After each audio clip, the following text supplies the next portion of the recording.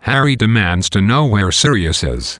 Malfoy asks Harry to give him the prophecy, but Harry refuses to relinquish the sphere, threatening to smash it if the encroaching crowd of Death Eaters attack his friends. Malfoy tells him the sphere contains the story of his scar and explains that only those about whom a prophecy has been made can safely retrieve it. Voldemort could not calm himself because the errors at the Ministry would have caught him immediately, so they lured Harry here by manipulating his dreams and making him think Sirius was in trouble.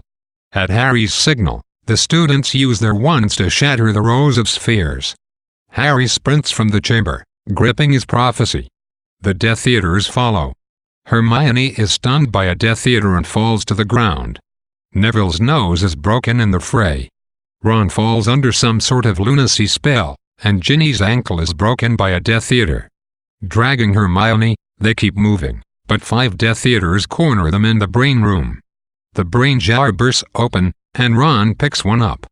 Tentacles shoot out and try to strangle Ron. Death Eaters stun Ginny and toss Luna into a desk. Both lie unconscious, leaving only Neville and Harry to fight the remaining Death Eaters. Harry, still clutching the prophecy, runs into the room with the Arch. Neville follows, and Lestrange begins to torture Neville with the Crucio curse.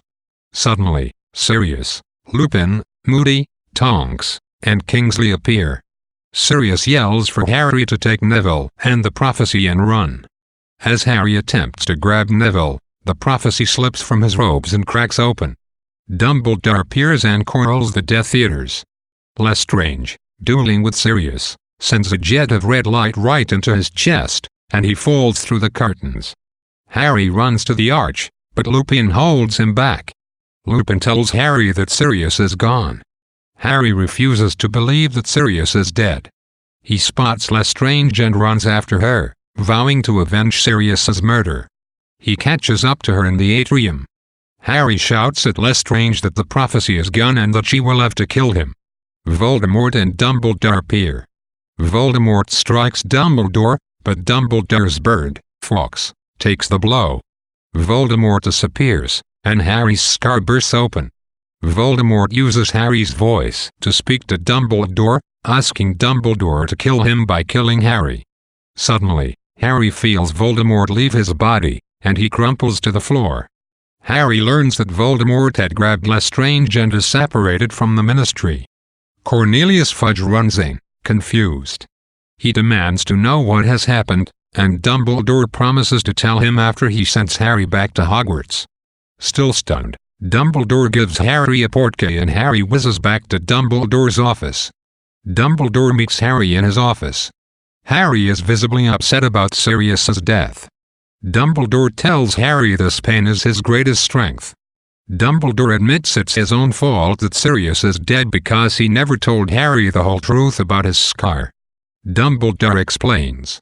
On the night Harry saw Mr. Weasley attacked, Voldemort figured out that Harry's scar allowed Harry to be privy to Voldemort's thoughts and actions. Assuming this connection must work both ways, Voldemort began forcing his way into Harry's thoughts, which is why Dumbledore ordered Snape to give Harry occlumency lessons. Voldemort knew the only person Harry would go to great lengths to save was Sirius, so he projected the image of Sirius's torture into Harry's mind. Voldemort needed Harry to retrieve the prophecy because he could not risk entering the Ministry himself, and no one else would ever be able to touch it. When Harry was an infant, Hagrid took him to the Dursleys instead of a wizarding family because, in order to remain safe, Harry needed to be near his mother's blood, which came in the form of Aunt Petunia. As long as Harry can still call the place where his mother's blood dwells home, he is safe. Dumbledore sent the Howler to Petunia to remind her of this bond.